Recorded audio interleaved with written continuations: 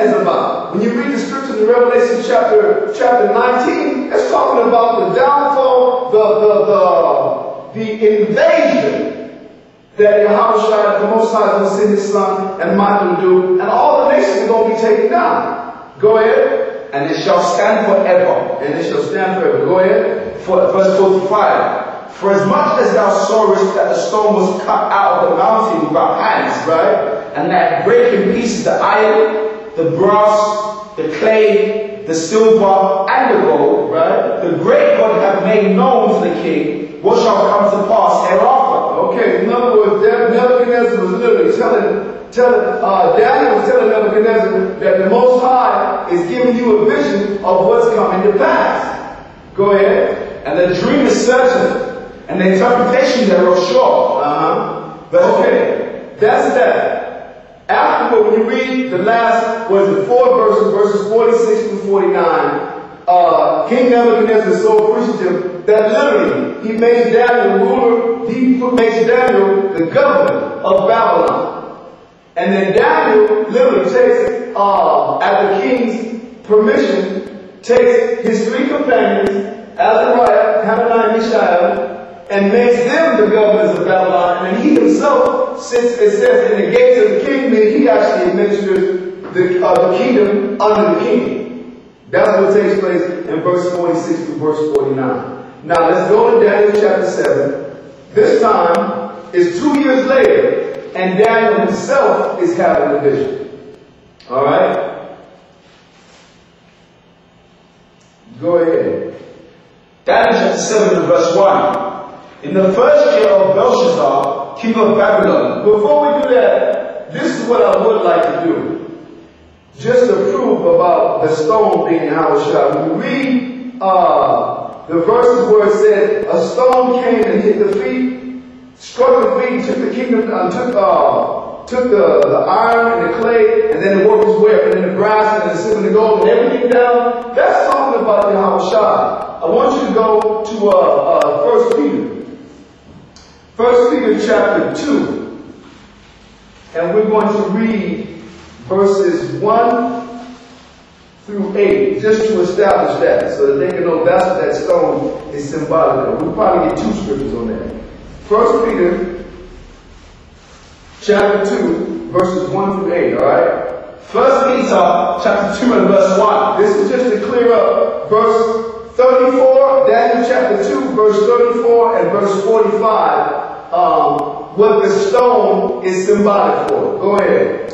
Wherefore, laying aside all malice and all guile and hypocrisies and envies and all evil speakings, as newborn babes. This is addressing us today as Israelites coming into the truth. We're supposed to, in the mentality of newborn babes, in other words, with that humble. Go ahead. As newborn babes, desire the sincere milk of the word, that you may grow thereby. Go ahead. If so, be ye have tasted that the Lord is gracious, to whom coming as unto a living soul. Talking about Christ. Go ahead. Disallowed indeed of men. When it says disallowed, it is talking about the people who were left in charge of the body of Israel, the priests. They got to the point where they weren't doing their job, and when Christ made his appearance, they disallowed him. In other words, they were rejecting him. Now when you read first the book of John, St. John chapter 1, it says he came to his own, and his own received him not. It's not saying all the nations didn't receive him. It's saying those people that were in charge of Christ, in charge of the nation of Israel, it rejected him. It was the priests and the scribes. Go ahead.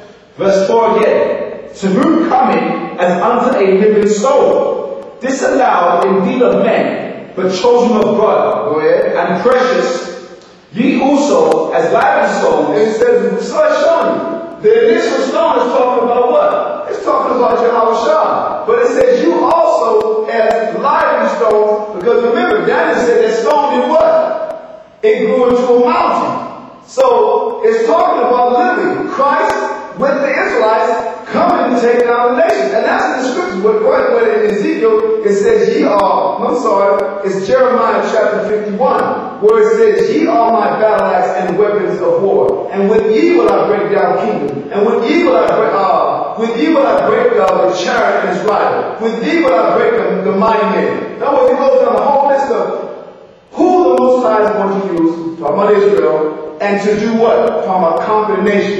And ye also, verse 5, as lively stones. In other words, it's showing that that stone was symbolic of Christ leading the nation of Israel to conquer the world. Go ahead. That's why I say it grew to a mountain and filled up the whole earth. Go ahead. Verse 5. Ye also, as lively stones, are built up a spiritual house. In other words, we are the temple of the Most High. We are the structure in which the Spirit of the Most High Christ lives. Go ahead. And holy priesthood, to offer up spiritual sacrifices acceptable to God by Jesus Christ. Go ahead. Verse 6. Wherefore also it is contained in the scripture, behold, I lay in Zion a chief cornerstone. This is in Isaiah. Go ahead. Isaiah was like chapter 28, verse 16. Go ahead. Elect, precious, and he that believeth on him shall not be confounded. Talking about Christ. He that believeth on Christ will be confounded. Continue. Verse 7. Unto you therefore, which believe he is precious, but unto them, in other words, those of us that believe in the Most High, we know it. We understand that Yahweh is precious. Go ahead. But unto them which be disobedient, in other words, people that's actually following philosophies, like the Muslims, like the Comforter, like Christianity, all of these, the Most High says that be disobedient. Go ahead. The stone which the builders disallowed. In other words, the one who they rejected, because the stone referred to Christ. When it said, matter of fact, when we finish this, you'll see it in Ephesians, it's talking about Christ, because Christ is the very foundation of, like, in any building, physical building that you build, they have what you call a cornerstone. And then the structure that is to be is built around from that point of the cornerstone. They always put the date, you go into a bank, any building, they hew it in stone, what do they call it? They chisel it out in stone, the date when it was erected. Go ahead. The same is made the head of the corner. Continue. Verse 8. And they stoned on stumbling, and they broke of offense. Okay, listen. From there, I want you to go to Ephesians chapter 2. Ephesians chapter 2 and verse 20. This one's going to go right to the point. Go ahead. Ephesians chapter 2 and verse 20.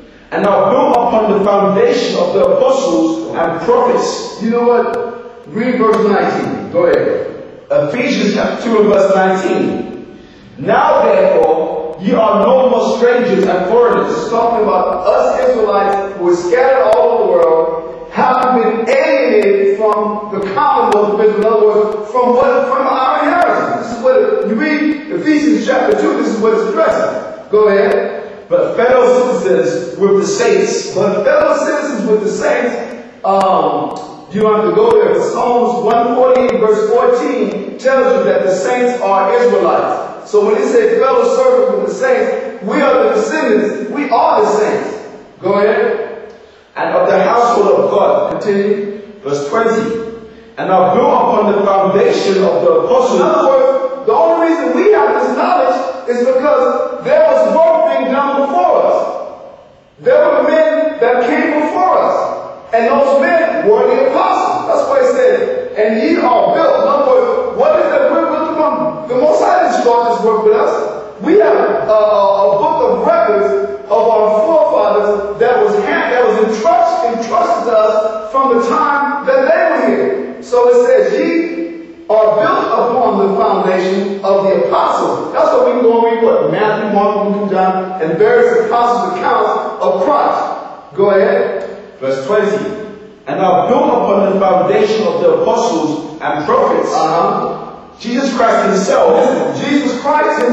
go ahead, being the chief cornerstone. In other words, Christ is the foundation. He's the beginning of the foundation. Yahweh came and elected what? 12 apostles. One of them turned out to be a devil, and then he was replaced, and then you have what the scripture referred to as the works of the apostles, or the acts of the apostles. It's an account of what was done with the gospel once Christ left. And from that point up until now, we are members of a long line of a succession of those to whom the gospel was entrusted. That's what it's talking about. But Christ is the chief cornerstone, and like